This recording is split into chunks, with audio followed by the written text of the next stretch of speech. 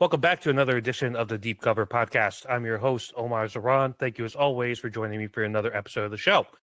Today, I'm joined to talk some NFL by one of my favorite guys to interact with online. He is a host of a show himself called Show About Sports with Griffin Prock. It is, of course, Griffin Prock. Griff, welcome back to the show. Thanks for joining me on this Sunday afternoon.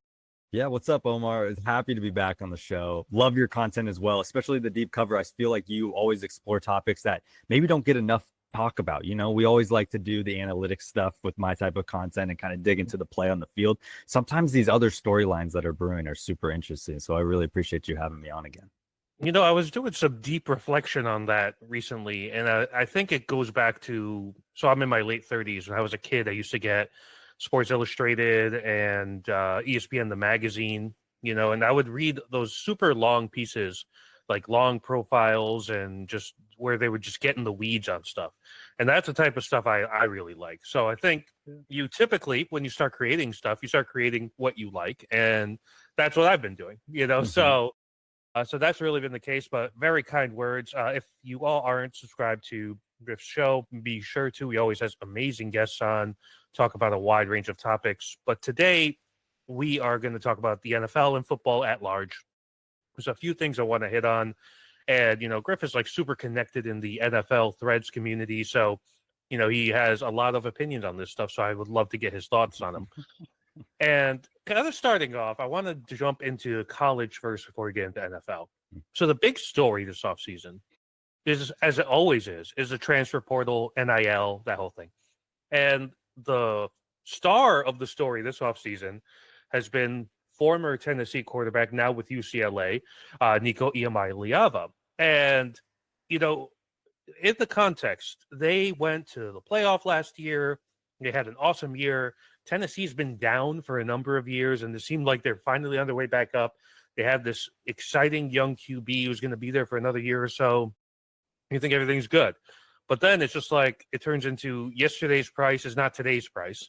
And, he wanted more on the NIL. So first off, I want to start this off with, what did you make of that whole story? Did you think that, hey, he probably deserved a pay bump? Or was it a situation where it's like, well, maybe he should have bargained better in the first NIL deal that he got from the team?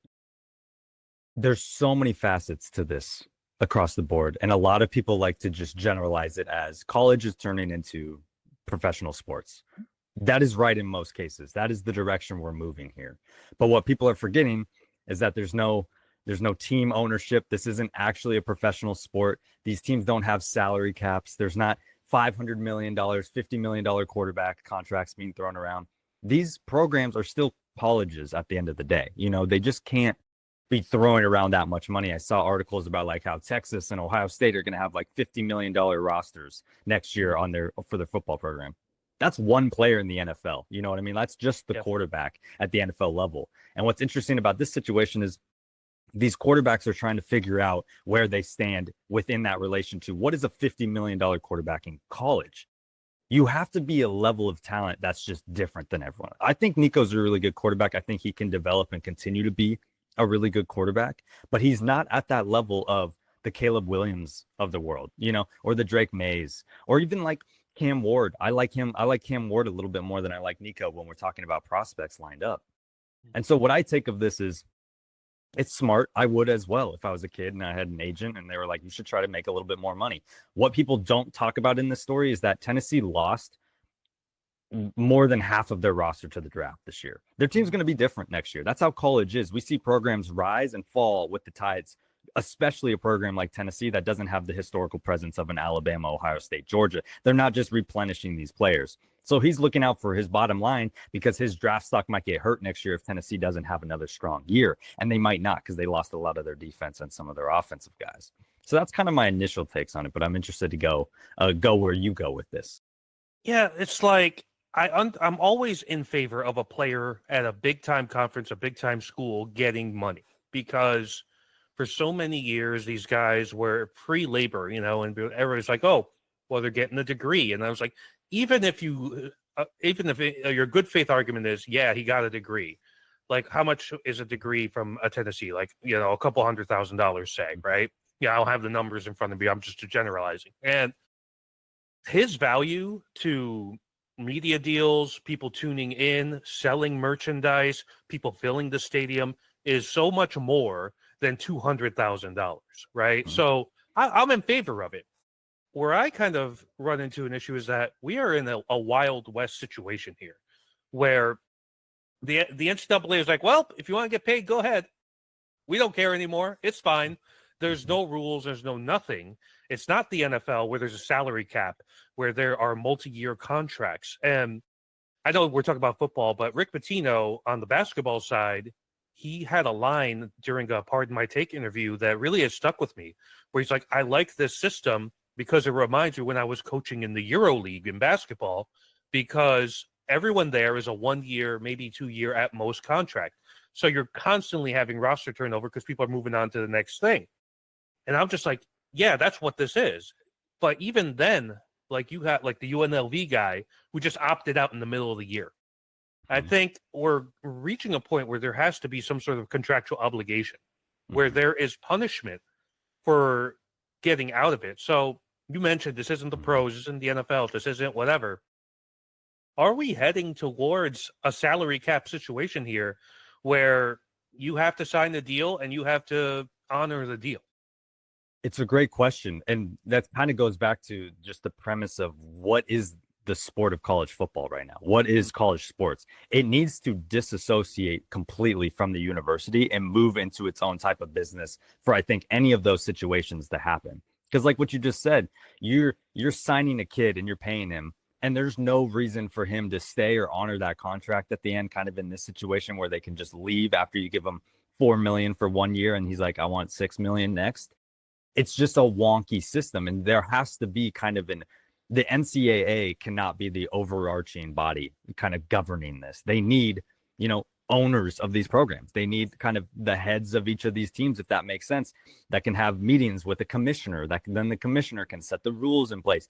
But college football is so far away from that because it's been so muddy for years, even before players were getting paid. Everyone was getting paid under the table, but now it's over the table and people don't know the values. There's people obviously trying to, cost average these types of things financially, break it all down and be like, this is how much this guy would be worth. But think about it in this way. The NFL has the best players in the world. It's easy to differentiate talent and pay based on talent. In college, you can go find another Nico. There are new Nicos popping up all of the time. So this whole what is a guy's value for 1 year before he then leaves and he's not going to be your Patrick Mahomes for 15 years on your team. It's hard to quantify. And so I don't know where we go from here, but it's just going to be messy until it actually is its own entity, I think. I love kind of floating out these kind of nonsensical ideas and make me wonder if things work. And I think the big divide you have, we'll use where we live as an example in the Pacific Northwest in Washington State and Oregon.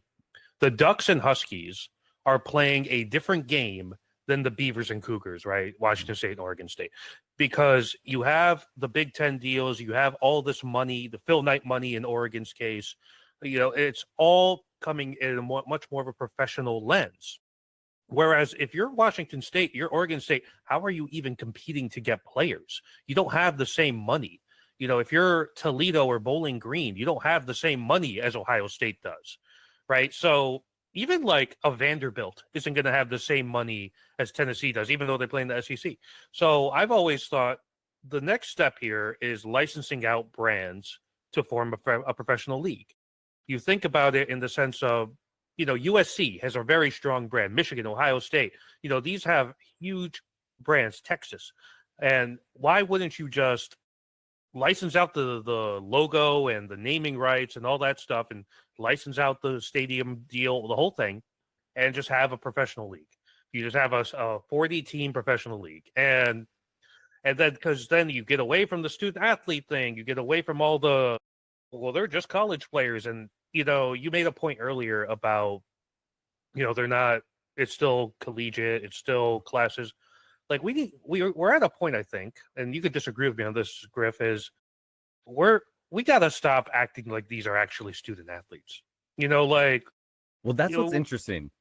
I right? Like, I I don't think know. it is a big part of it though. Like I Mhm. think parents and families, like think about the story that just came out. Brock Bowers missed voluntary workouts for the Raiders because he's at Georgia right now, finishing up his degree.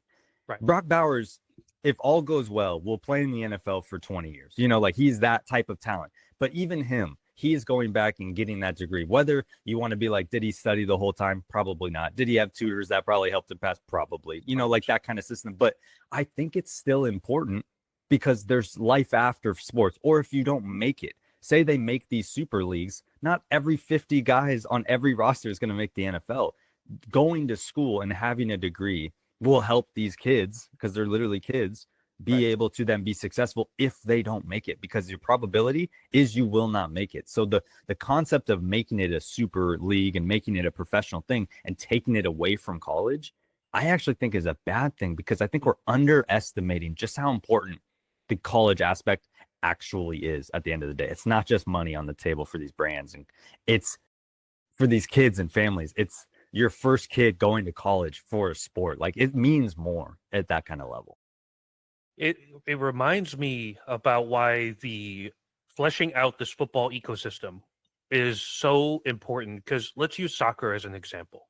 Okay, I don't know if you ever watched that David Beckham doc that came out on Netflix a couple No, years I haven't ago. seen it yet. But in the first couple episodes, they kind of talk about how he got recruited by local academies in England. And when this happens and you're really good, they recruit you at like 12 years old. You join academies, that then becoming a professional soccer player becomes your entire life.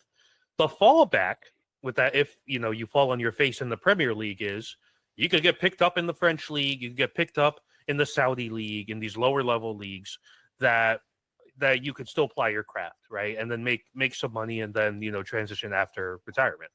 And in the NFL right now, it's if you make the NFL to make the huge money, then if that falls apart, maybe there's a little bit of the UFL, but who knows how tenable that is. And then there's, of course, arena football leagues, like 2 or 3 big ones.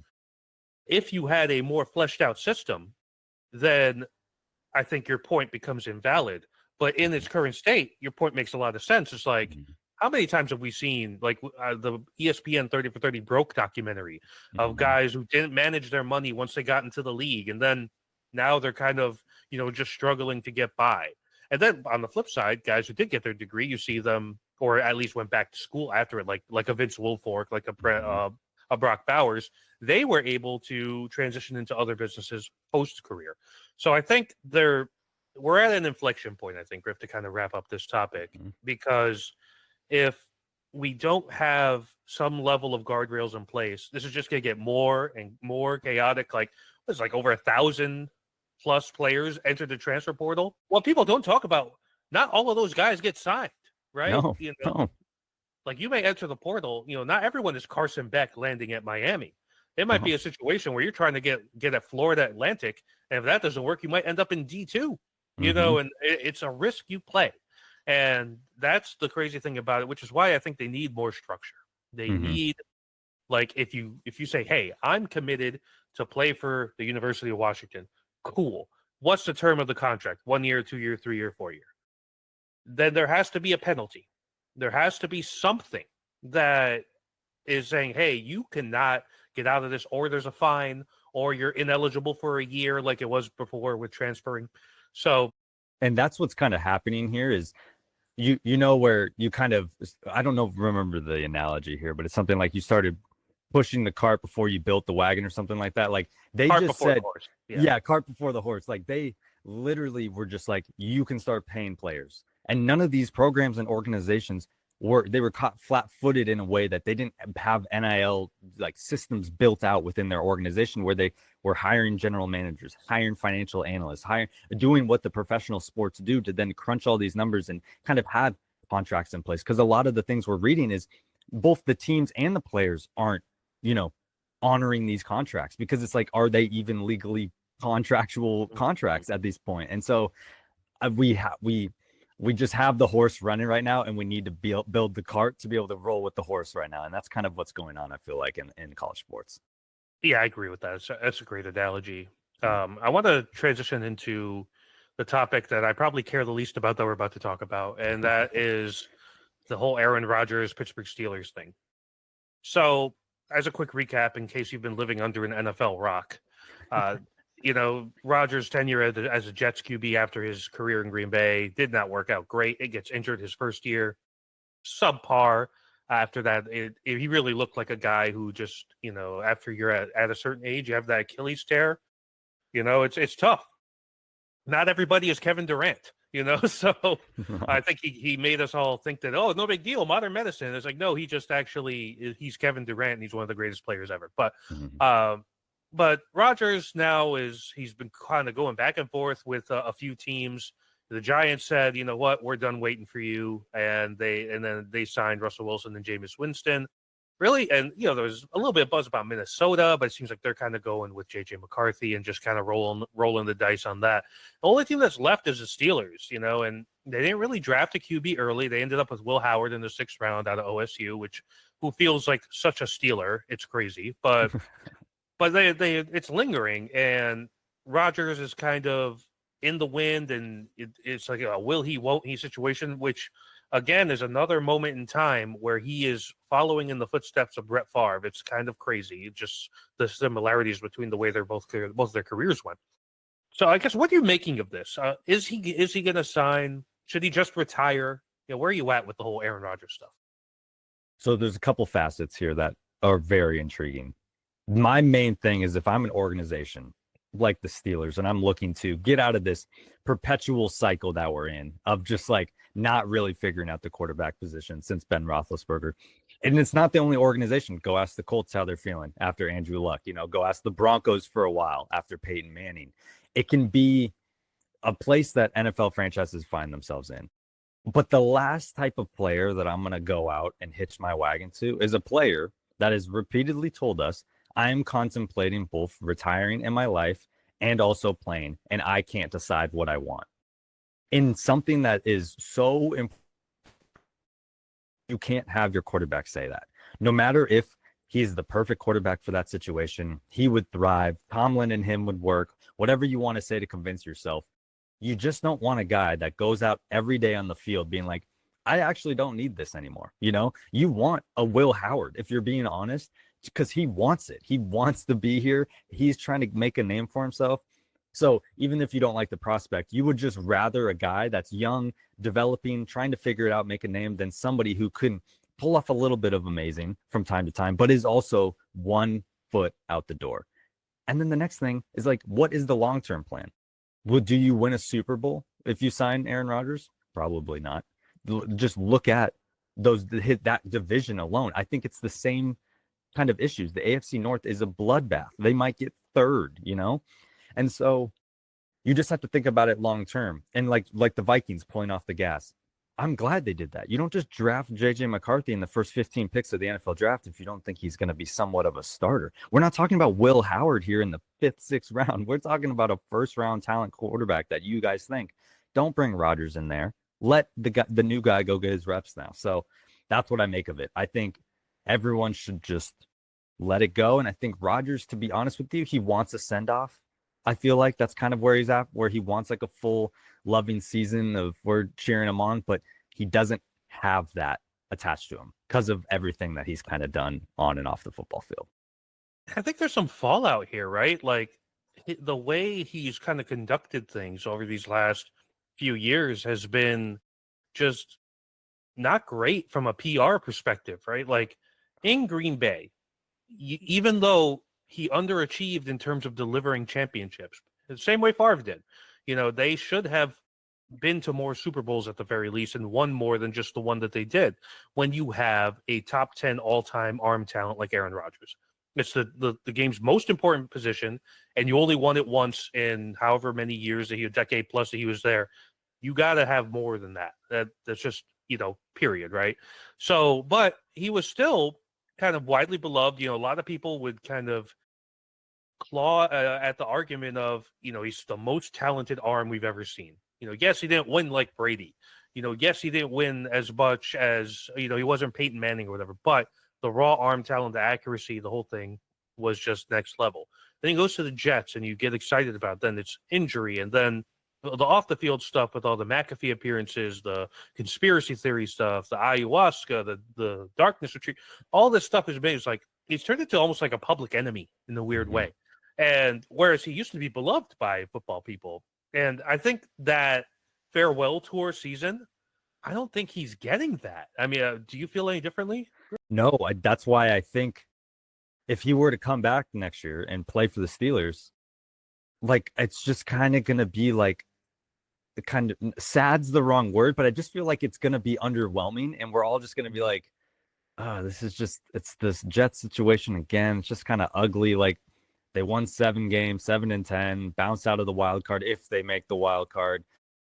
Like, just what is the upside of bringing him in? He's not going to be a teacher to your next quarterback, even though he might say he wants and could do that. No, he's like, I will play for minimum money to be the starter. You know, like that's what he wants. Aaron Rodgers is like a Russell Wilson as a backup or somebody like he's an expensive and he has a high profile backup. You just can't have that on your roster. And so it's interesting. I don't think he would get a farewell tour. Even though I've loved Rodgers for years and everything he's done on the football field, he's definitely found himself in a predicament now coming into the twilight of his career. I mean, it's to the point now where I'm going to actively root against the team that picks him up because it's such a mess. Like, you also are holding this franchise hostage, right? Because they can't sign. Who's left to sign? There's nobody to sign. So if he just says, you know what, thanks but no thanks, Rooney family, I'm going to go ahead and go off into the sunset and retire. I'm done with football. Well, then you start Will Howard. That's a lost season. You'll be lucky to win 4 games. I mean, just like that's what they're looking at. Whereas, what's the upside if he does go there? Like you said, 8 wins, 9 wins. You know, maybe you sneak into the playoffs, and and that's been the critique of Tomlin lately. Yes, he has the winning seasons, and the winning season thing reminds me a lot of the Detroit Red Wings in hockey. For like 20 years, they made the playoffs. But in like the last 5, 6, 7 years, out in the first round. What you really get, you're like in purgatory. Like NBA teams, this happens to them all the time. They're perpetually in that 7, 8 seed, get smoked by the first team in the first round in the 1 seed, and then you might as well have just lost and had a lottery pick. It's just like, and that's where the Steelers are right now. So to me, the upside, I don't think Aaron Rodgers delivers you a championship if you're the Steelers. Maybe an extra game or two, over what they've had in the past. Like him and Russell Wilson, I don't think the gap is that far right now. Historically, there's a big gap. But then again, Russell has also been to more Super Bowls than Aaron. So, take that for whatever it's worth. And they have the same amount of Super Bowl rings. So is the difference really that big of a gap? So it's just kind of it's a saga that I want to end because I'm tired of seeing about it, tired of thinking about it. Now we're talking about it. I've avoided talking about it for the whole time, but but here we are. Let's stick on the QB stuff for a second. I want to talk about Shedeur Sanders. It's been I think this is the biggest QB draft stock fall I've ever seen. The only one that comes to mind, and I was thinking about it a lot, was I think, I can't remember what year it was. It was when Jimmy Clausen came out of Notre Dame. And a lot of mocks had him as a top 5 prospect. And it was like, 15 years ago or something. And he fell to the middle to end of the second round, got picked up by the Panthers. It was like right before they drafted Cam Newton. And, he had like a few starts, fizzled out, was out of football within a couple years. And it was kind of the same thing. They're like, the ego. And he's like, well, he didn't really have these elite traits in college, even though he did a lot, put up a lot of numbers in college at Notre Dame. And it reminded me a lot of that. Only difference is, also in the second round, Shedeur didn't go into the 5th. I was shocked by that because he doesn't get picked in the first round. I'm like, okay, you probably say, because usually I think if you think a guy is a starting level quarterback, you take him in the first so you get the extra team year of control with the 5th-year option, right? Just contractually speaking, gives you another year on the cheap rookie deal. It's why the Giants reached for Daniel Jones, for example, right? So, but if you don't take him in the first, that means you don't think he's a starter. So I thought, okay, maybe it's the mobility, maybe it's the arm strength that they have questions about. So I'm like, oh, but he'll get taken in a second, right? As a developmental project. No. You take it in a third? No. Taking the 4th? No. Finally, after taking Dylan Gabriel, the Browns take him. And, a few guys got selected before him. Tyler Shuck, Jalen Milroe, who went to the Seahawks.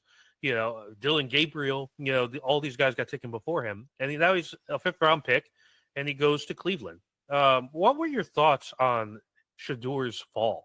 Like, what did you make of that? So it's really interesting, and you brought up an interesting point at the beginning where you talk about mock drafts and everything that we saw leading up to the draft. Anyone can make a mock draft, and mock drafts mean different things in different ways. A lot of people are mocking based on their desires. They're mocking based on what they think the team should do. But the people you should be listening to leading up to the draft are the ones that have NFL connections and are telling you over and over again, this is where this player kind of lands. If you listen to anyone from the Todd McShays to the Albert Breers to the Adam Scheffners of the world, not the Mel Kipers, you will have heard for months. And even, I'm not even going to put myself in this, but I've been hearing it from them and then also then saying it on other things like you will have seen other podcasts I've been on and even mine. He was never a first-round talent. NFL executives were not putting him as a first-round talent. But every mock draft was like, well, this team needs a quarterback. They're going to take it. They're going to move up and grab it. But we just saw that there was no other competition in the quarterback room in terms of other quarterbacks being taken early other than Cam Ward, that teams could sit and wait on that decision of taking Shador. Yes, I agree. Down to the 5th round was quite shocking. But like I kind of just mentioned, you can't bring a guy in like Aaron Rodgers or Russell Wilson, not more now than maybe previously when he was like the Broncos quarterback. And you're like, you just can't have him as a backup, or Aaron Rodgers. You just can't have him as a backup because of everything that comes with it. And so what these teams just kind of decided was the risk is not worth the reward. I mean, this kid and this family has such a presence. You're not bringing in a generational talent that NFL executives at least believe that is worth maybe the kind of the Johnny Manziel effect, not to use a Browns like recent quarterback, right, that comes with drafting a player like that. And so I think teams just decided the arm talent's not there, the mobility, he's not as big, he's not like that Justin Herbert, Tyler Shuck. Cam Ward is the top, but we can't go up and move with Tennessee, and they're going to take him. So what is he? Is he like I think his upside's a Spencer Rattler. Where did Spencer Rattler get drafted last year? The 5th round to the Saints. That's the type of talent that I think, and a lot of other executives were kind of telling us leading up to the draft. And so I wasn't as shocked. I was shocked because of how the media talked about it. I think it turned into something it really shouldn't have turned into. It got out of football. And I hate when things get out of football, but that's just the way the world works sometimes. And so, no, I wasn't very shocked. And I predicted and mocked, and people mocked me saying, you think he's not a first round? He's my quarterback number 1. I'm like, it's not about what I think. It's about what I think the NFL thinks of him. And this is what we've seen in the past. And so I'm not surprised it went the way it did.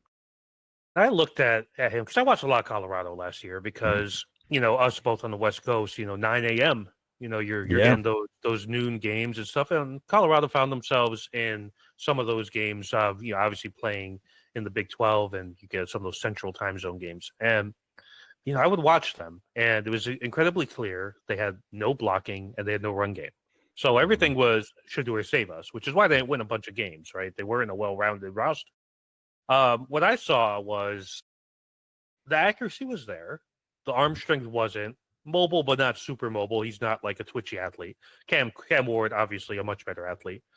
And he got hit a lot in college. And what I respected about Shador was that he got hit a lot. He always got up, right? Which kind of flies in the face of the rich NFL dad argument that a lot of people have, right? But on the measurables, I understood why he wasn't a first round pick by executives. I was surprised that he fell all the way to the 5th. And I think, a lot of people started talking about ego. A lot of people started talking about he just loves himself a little too much of himself. And kind of like that old Terrell Owens line that I love me some me. That's a little bit of Shador Sanders. What I think the ultimate disservice here is his only coach he's ever had is Dion, his dad, right? In high school, he coached him. Joe coached him at Jackson State, coached him at Colorado. I almost wonder if there had been a year there, either early on in his college career or, right before, or this past year, where he was coached in a different system by a different coach, I always wonder if Dion did a little bit of a disservice by being his coach the whole time, because Dion is such a personality, he sucks the oxygen out of the room.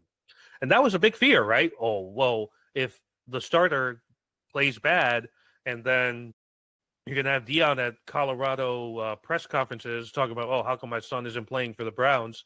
Who wants to sign up for that, right? So talk to me a little bit what you think about the whole Dion element. Do you think that he maybe did obviously the intention is good. He's trying to be a good father. I'm not trying to disparage him in any way. But do you think that maybe in the process, a lot of teams got turned off on it because Dion is just such a big and well-known personality in NFL circles? For sure. And I think, a father and a son's relationship on the coaching kind of aspect, I don't think he's coming down on Shedeur as hard as he might be coming down on other players on the team, and your dad, he wasn't coaching offense, he's a defensive guy, he was helping with the defense. The offense was kind of doing its thing, but he never found himself with a different coach, like you were saying, that can maybe be a little bit more direct with him as a son. I don't know. We're kind of guessing on what they might say to each other and how they're coaching, but I think it was a disservice because they all just got bad advice throughout this whole process. They all just were speaking to each other like we're great, we're gonna do this. They weren't getting outside perspectives. They just thought they had a machine that they could run and push it in a certain direction, and for the most part, they did. But then the rubber kind of met the road where your dad's not going to now be the guy making the decision of where you're going to go to the NFL. And we learned what that means. And what that means was the media cycle just hyped this up a little bit too much. They put us into a place where everyone thought this was going to go a certain way. And when it doesn't, that's when all the controversy kind of comes out. And it just comes down to yeah, he's tough as nails. He's got accuracy.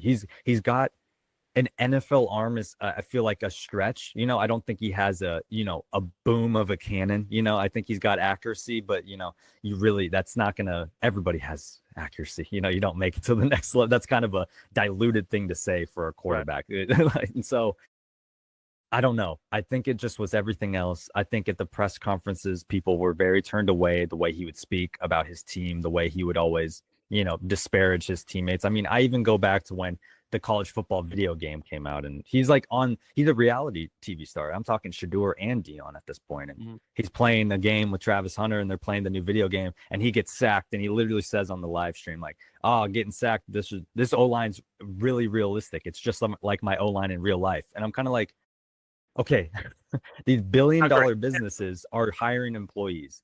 You would not get hired at any other job if they had this type of information on you and saw this type of personality. They're just not going to invest money into a guy that potentially is kind of a bully to his teammates, kind of disparaging people, kind of ego, and it's not generational talent where you could be like, well, just get him on the football field. It's worth the ego. Yeah. It's worth it. And so I'm rooting for him. I hope nothing but the best, because I don't want anything negatively to go to people, but it's almost, karma's the wrong word, but it's the kind of karma for some decisions that him and his father made with this whole Colorado.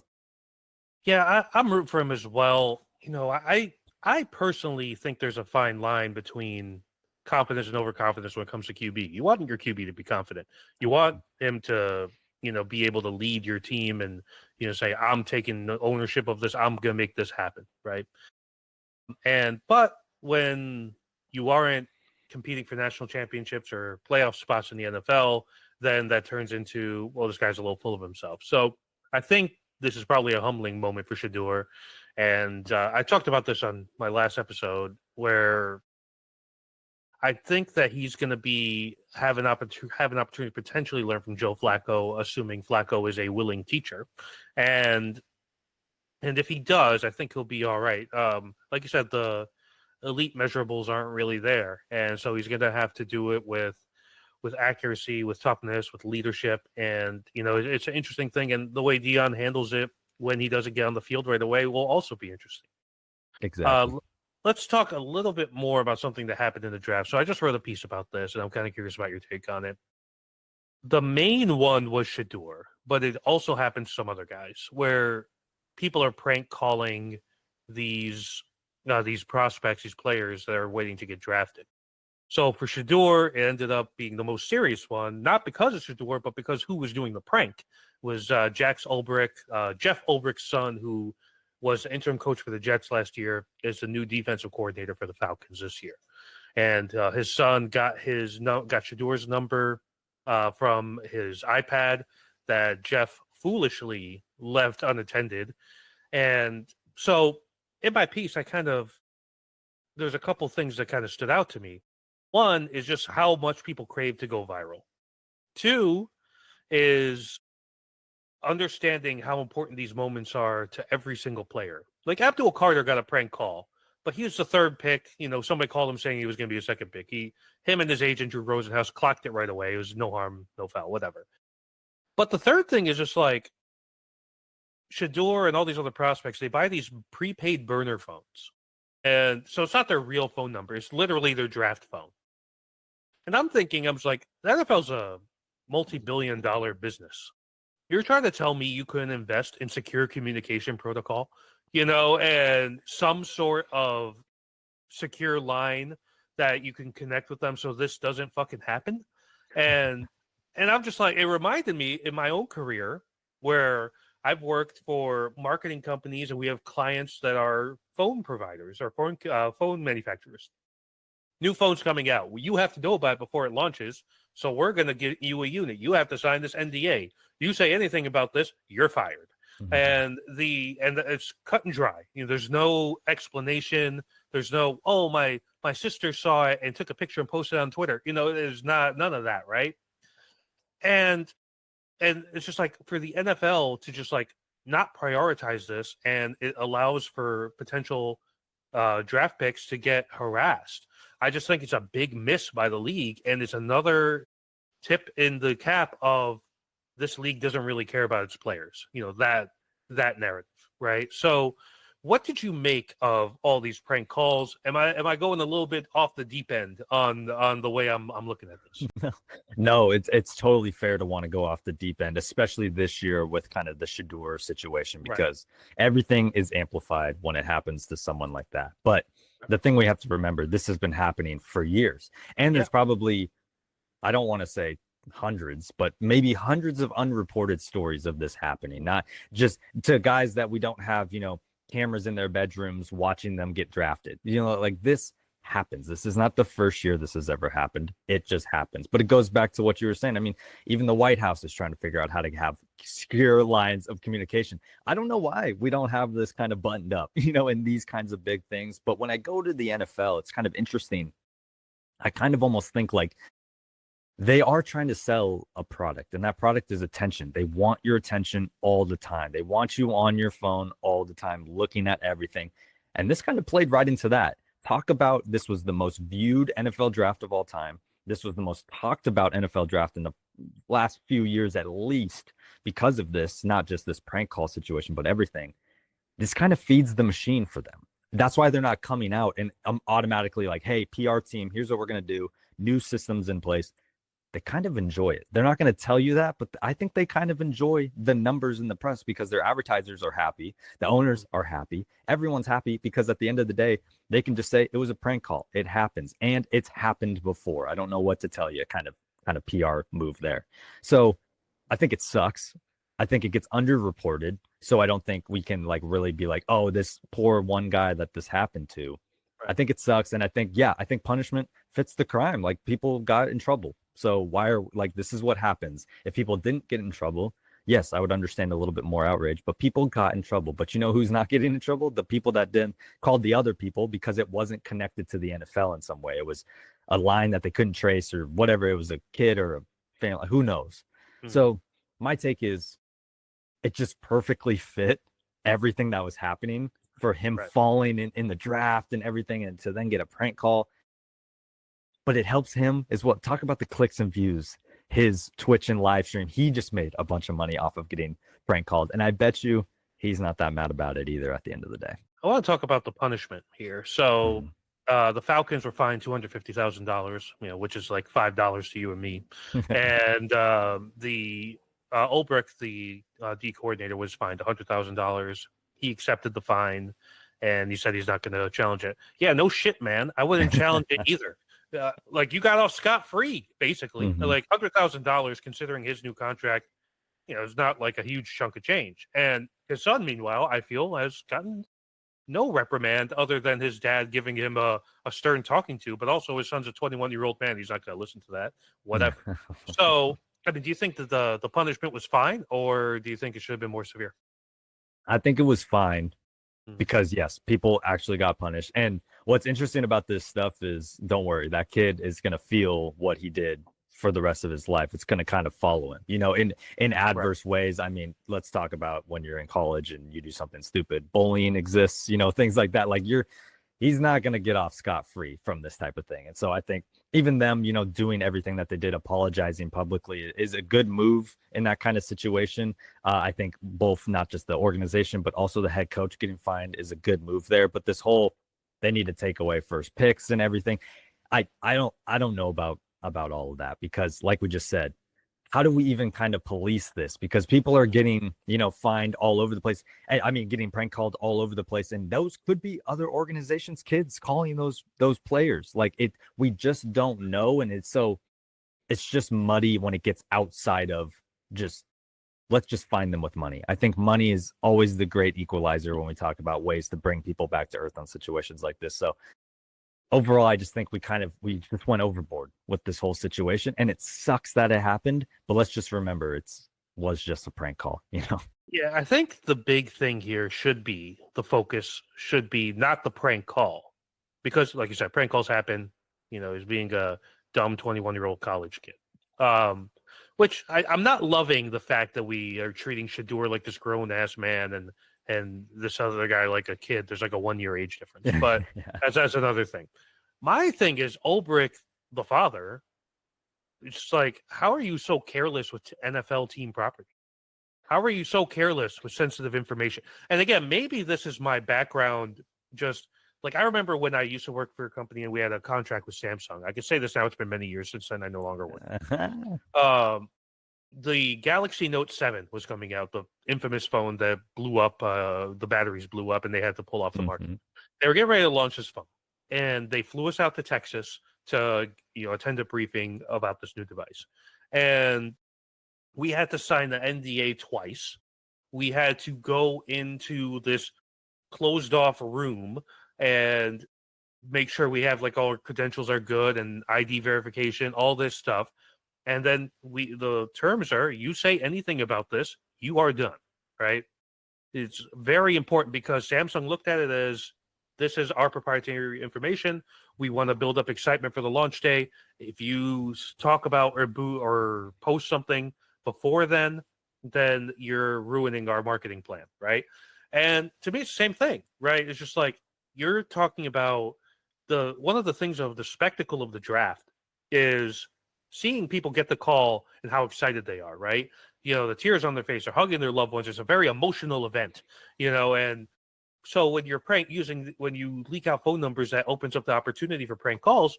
You're robbing the event of that. So if I was the NFL, I would take that very seriously. It seems like they take it kind of seriously, but at the end, they're kind of going to your point, which is all entertainment is good entertainment, right? And that's kind of like all press is good press, that kind of thing.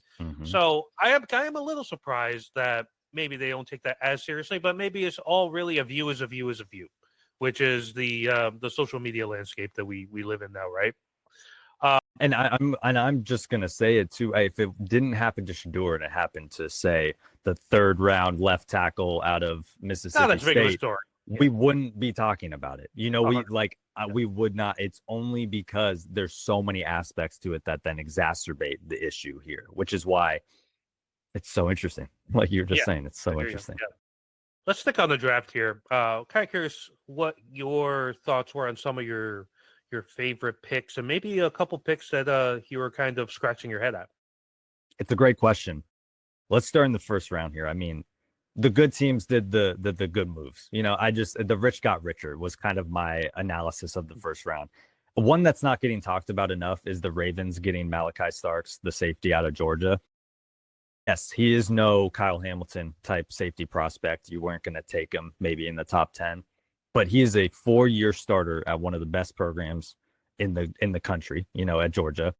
Had great seasons all the way around, productive seasons on one of the best defenses across the board, and falls all the way to the Ravens' lap.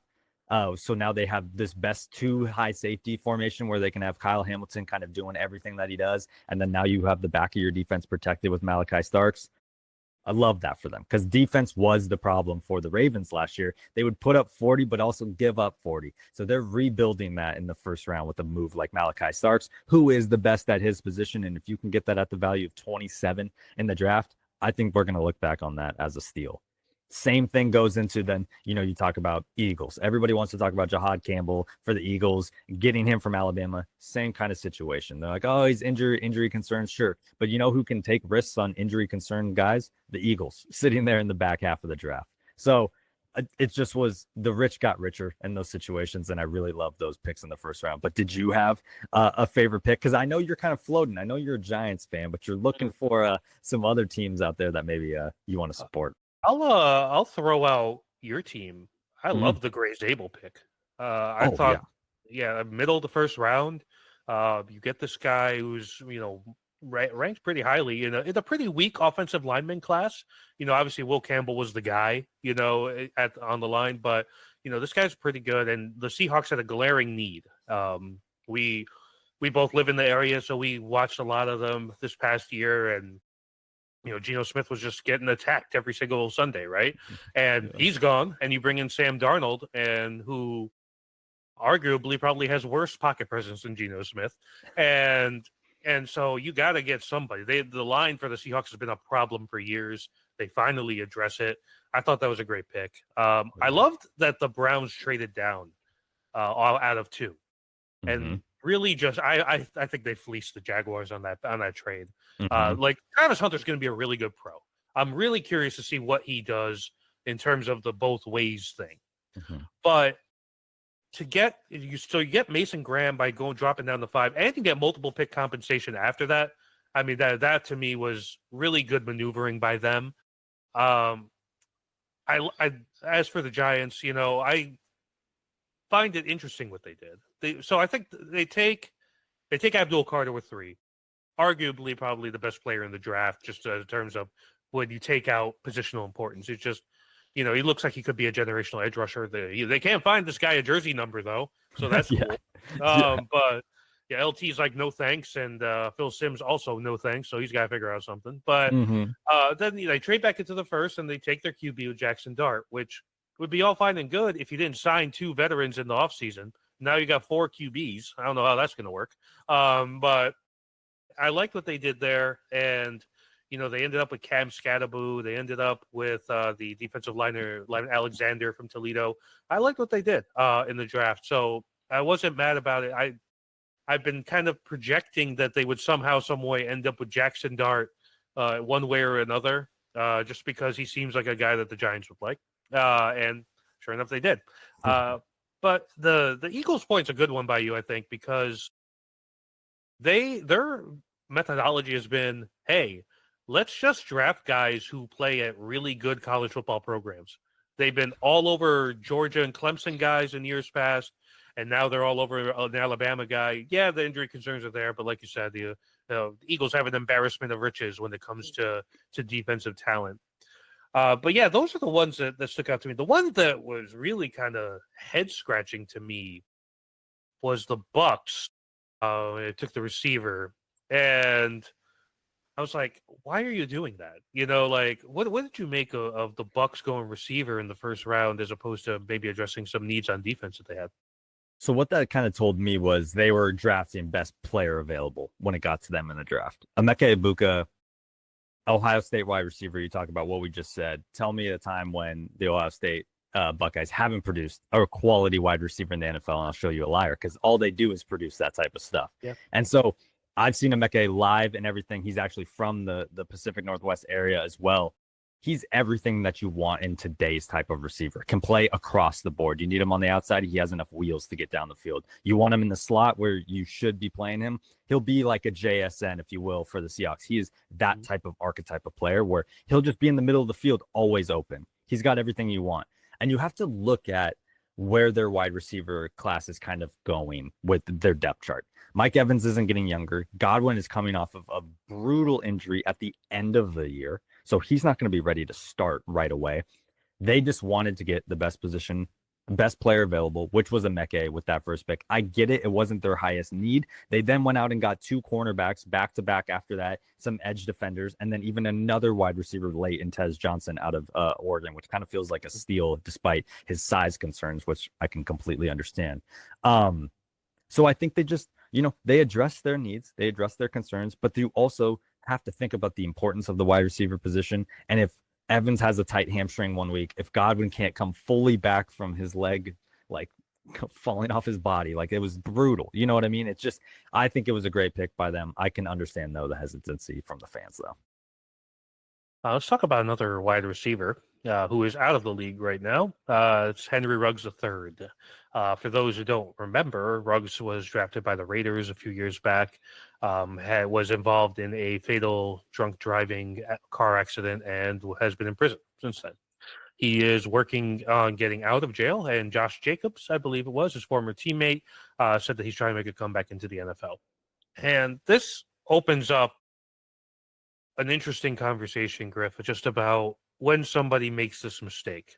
And it's I don't want to gloss over and just call it a mistake. It's an incredibly dumb mistake. It's an incredibly tragic mistake. But the NFL has a track record of bringing those people back. And we saw with like Dante Stallworth, similar type situation. He never went to jail. He kind of had an agreement and probation, never allowed to drive a car again in the state of Florida. But do you think that the NFL should welcome Ruggs back with open arms? It's such a messy topic. It's so hard to kind of dissect, because when you go back to when this all went down and the way people were talking about Henry Ruggs as a person, Nick Saban's quote and his kind of press conference really stuck with me. It still sticks with me today as kind of just whenever I think about whenever my friends are going to make a bad decision, I always think back to this, not specifically related to that, but he just talked about how Ruggs was here for 4 years and did nothing wrong at Alabama. He was everything you'd want in a leader. He grew into a great man, this, that, and the other. And so Nick Saban then went on to say, like, as a friend, as a teammate, you let him down. You have to take his keys from him. You have to make the right decision. He might be mad at you. He might feel a certain type of way about you. But the things that you are preventing from happening for not just him, but others and just life itself are more important in that moment than anything else. And so you think about, okay, if somebody I really respect, like Nick Saban, has great things to say about who this person is, despite one massive mistake, like we can't underline that enough. Mm-hmm.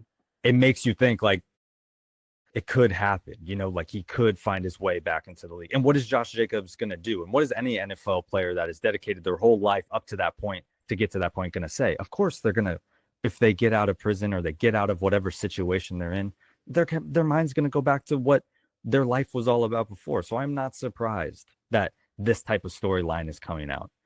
Do I think it's possible for him to come back? Sure. Do I think the wide receiver position is the best it's ever been in NFL history? It might be, in terms of depth of talent, kind of like the running back. These athletes are only stronger, better, faster, everything.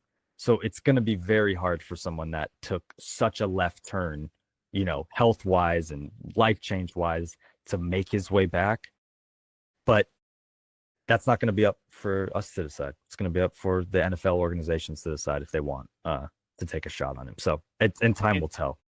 Schematically, it's an interesting thing because Ruggs, coming out of Alabama, he was like a speed guy, right? Yeah. And in the current NFL, I feel like that's the most devalued kind of wide receiver because everybody's playing too high shell, right? They're letting you go underneath and in the aim of preventing the big play.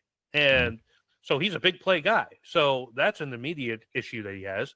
Second, it's like you mentioned the wealth of talent. And, it seems like every year we get a guy who was undrafted, 7th round, 6th round.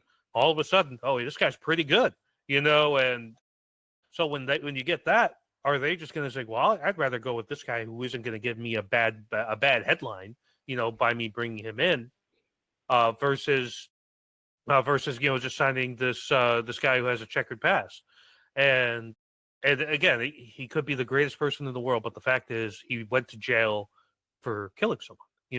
There's no way around it, and I almost wonder if it's like where the UFL exists here as a good testing ground for this, where you're really reformed. Okay, go play for the DC Defenders and show me what you got. It's what Josh Gordon did when he was trying to get back in the league, right? And I think those leagues exist for that, where they could take a chance on somebody like that. It's under the radar. No one really, is paying, not en masse or paying attention to that league, and it allows you to then restart your football career, because you don't want to say like, well, this guy can't ever work again, right? Like that's the thing.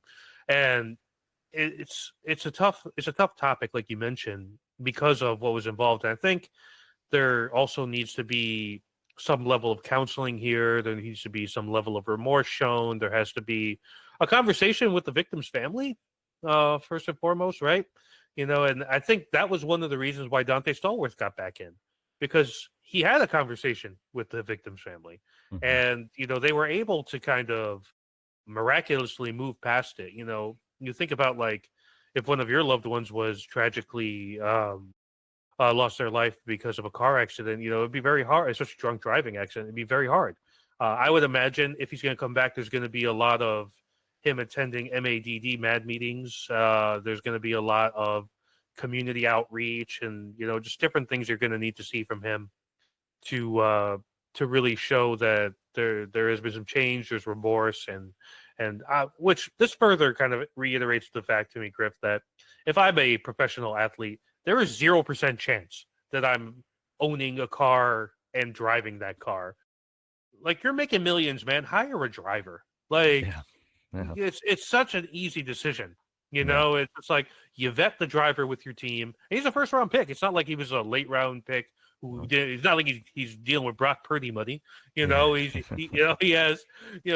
talking about a guy who was compensated very well and very well could have afforded. But there's a thing like, well, I'm going to be behind the wheel. I'm going to drive, even though I've had a few too many. And it's unfortunate. And you like to see comeback stories. You just hope it's done the right way. Let's close out here with a little look ahead towards the upcoming season. So a lot of changes in the offseason, of course. There are a few quarterbacks moved around, a lot of free agency drafts over. Give me a couple teams that you're kind of excited about this year. Okay. I have a couple. One of them, unfortunately, my Seahawks see twice a year, but the Cardinals. I think we're not talking about them enough. I'm not saying Super Bowl team here. I'm just talking feisty team that just won't go away, might be in the wild card mix, down year for the division, can see an opportunity, and they absolutely nailed the draft in terms of my evaluation. You go out and get a guy like Walter Nolan on the D-line out of Ole Miss, who was, some was saying, up there with Mason Graham in terms of talent, but he fell all the way to them at 16. Overall, kind of feels like when Jared Verse, and Byron Murphy fell to us, and, the Rams last year's draft all the way till 16, 17, etc. Nailed that. Michigan white cornerback Will Johnson also fell to them halfway through the second round. Injury concerns, but when we were talking about him the year before, we were like, that's a top 5 pick. That's a, Devin Witherspoon. That's a Sauce Gardner type guy. Now fell right to his lap. They then look across the board. They get 2 Ohio State defenders. Like we were just saying, when you don't know who to pick guys from the national championship winning team. You probably can't go wrong. They get Denzel Burke and Cody Simon. Cody Simon is a linebacker. I think he's widely underrated across the board. But if I wanted somebody in the middle of the field, like my Fred Warner, Cody Simon's the first guy I'm going to take a flyer on, especially in the 4th round when you talk about value there. You look across the board, it's an interesting year because Kyler, the time's running out on the Kyler experiment. They could be drafting a quarterback next year, kind of situation. And so if Kyler can kind of prove his, worth in terms of his skills, which we know he has, we've seen those flashes, we could be looking at a wild card team here that Gannon is really starting to put together there in Arizona. And I'm a little bit worried as a Seahawks fan having to play them. The other team, and this team was kind of in the news because the GM was in the news beefing with the local radio station, the Bills. They drafted all defense, to start. All defense until they drafted a tight end and wide receiver when I'm looking at my notes later down. But everyone was like, you need to go get a top wide receiver. Even though the whole speculation this whole draft was this wide receiver class isn't very deep. Like, don't reach for one. They go out and get two Kentucky guys, Maxwell Hairston, which I think was a stretch, but they clearly liked him enough to take him in the first round. I'm going to trust an organization that has done pretty well drafting to go get a guy like that. They then get Deion Walker from Kentucky as well in the 4th round. They clearly liked Kentucky's defense last year. I wouldn't say I was turning on Kentucky to watch their defense last year all the time, but I'll take their word for it. But these were their 2 best picks. They took TJ Sanders and Landon Jackson. Landon Jackson went viral for hitting the bag, and it just looked really bad when he was like in high school, and he just looked limber. And he didn't look limber at all, and he just looked really stiff. That man went on to have an excellent career at Arkansas, and I think is one of the best edge guys in this draft class, and he's getting made fun of online for these old things. Look at him now. This man's incredible. TJ Sanders, South Carolina's defense was a top 5 defense last year. That's why they were eyeing a college football playoff spot. TJ Sanders was a big part. You turn that on, he's just always within the tackle radius. He's just always in the play. You're kind of like, can we block this guy a little bit more? He gives me that Chris Jones type energy where you always see him on the tape. There's never a moment where I'm like, oh, my eyes aren't registering that there's Chris Jones in the middle. That's TJ Sanders. Look out for this defense. Look out for these evaluators being able to get great value. And then look at Khalil Shakir, Keon Coleman, and Josh Allen just building off of the success of last year, and even James Cook as well. So those are my 2 teams to look out for. But what do you have on your list? The Buffalo pick is interesting because this team has hit a roadblock. The roadblock is called the Kansas City Chiefs. And they're at a point now, this happens to any team on the rise that's trying to dethrone the incumbent. And they're just going to they're building this team to beat the Chiefs. That's all it is. They're looking at it as like, well, when we get into the playoffs against the Chiefs, what do we really need? A pass rush, and there are times, when they played them in the past, especially this past year, they just, when the chips were down, they couldn't get the pass rush. And so that's what they did. And they're looking at it as like, well, we like Keon. They got a good value out of him last year in the draft, and they're probably hoping that he takes a leap. Shakir has kind of filled in the Gabe Davis role as like a deep threat, and they're like, hey, we got one of the best quarterbacks in football. This is what we're doing. We're just going to bulk up this defense. So I didn't mind what they did. For me, one team I'm just forever fascinated with is the Cincinnati Bengals. And, this offseason, they listen to Joe Burrow's demands. It's almost like an NBA superstar move. And they keep T. Higgins, and they've kind of pushed their chips all the way in the middle on the whole offensive thing. So they got to score like 40 points a game to win games this year. They draft Shamar Stewart in the first round, edge out of A&M, which is just such a gamble because no one he's like the mystery man of the first round. Like some people's like, man, this guy could be really good. And then other people are like, well, is he maybe just Jadeveon Clowney? And that's the big thing. And, with the loss of defensive personnel that the Bengals have had playing in a really tough division, you've got, the Ravens in that division. Who knows what's going to be the Steelers? The Browns have a really good defense, so when you get those super cold October, November games in division, or is that offense going to be able to carry you? So I find them incredibly interesting. And it's interesting that you bring them up because I completely agree. I was going to put them almost on my list as like a watch out because it's going to be fascinating to watch out. I don't know what it's going to be. And it kind of goes back to our discussions about the NFL draft process. And when we talk about the combine or the underwear Olympics, some have called it, Shamar dominated. That's why he flew up draft boards. He just was an athletic freak and you love that. But the finding of the balance of the athletic freaks versus the production in college is so important and such a fine line. And when you're picking 17th overall in the first round, you kind of want as much production as you can with that, but he gives you none of that production. You can't go back into college and be like, oh, he had 40 sacks. No, he had like 5 sacks, for an edge. He wasn't getting, you could say, oh, he had tough defenses. He was getting double teamed. There are other edge guys in this class that were getting double teamed, like the Abdul Carters, but we're still racking up bigger plays. So it is a big risk. But like you were just saying, everyone's like, they need to tighten up that offensive line. Completely agree. But have you seen that defense? They had to score 45 points every single time to just compete. So it's not just, and they did, Joe Burrow might have got beat up a little bit, but then they take these massive swings on defense. Like I get it. Shamar and then Demetrius Knight Jr., the linebacker out of South Carolina. These are super high ceiling guys, but really low floor guys. Like you were saying, you get into that kind of Jadeveon Clowney, even though that wasn't a first overall, top 5 pick. So I'm with you. The Bengals, they're fascinating. The last one that I'm really interested in is a whole division. So Mhm. the AFC South Yeah. intrigues me so much. So start with Jacksonville. So they get Travis Hunter. Who knows how he's going to be used? That's a thing in and of itself. Are we on kind of Trevor Lawrence countdown here? Like, how much more does this guy need before we say, hey, maybe he just doesn't have it?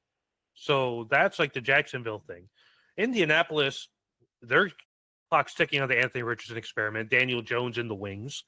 And they're just kind of a team that, they're just all over the place, and they're kind of muddled in this mediocrity, and they have a QB who's a big arm and a huge athlete in a time when big arm down the field isn't as important as it once was. Then you get Tennessee, who brings in Cam Ward, who I think is going to be really good. Finally, Tennessee focusing on the QB position. I mean, just over the years, you're hoping on Ryan Tannehill. I remember when they drafted Jake Locker, it's just like all these guys, Marcus Mariota, and it seems like they finally might have a guy who was going to translate. And so I'm really curious about them. And then the incumbent is the Texans, which a lot of people are just kind of like, whatever. We also feel like they had a little bit of a regression last year. Is CJ Stroud going to be able to take it to the next level? And that division to me feels incredibly wide open. Like, you could see a scenario where the Colts unlock something with Richardson and they're winning a bunch of games. Or finally Trevor Lawrence puts it together. Or it's CJ Stroud, all of them. Or maybe just Cam Ward just comes out blazing, and like a lot of these rookie QBs have in the past couple of years, and they all of a sudden are winning games. So the AFC South, I think, is such a interesting division that is probably not going to win a ton of games. Like the winner of that division is probably going to win 9 games, 10 games. But I just find where all those franchises are heading to be such a fascinating thing. I guess for the flip side, Griff, are there any teams that you really don't care about right now? Like, whatever, couldn't give a shit about this team.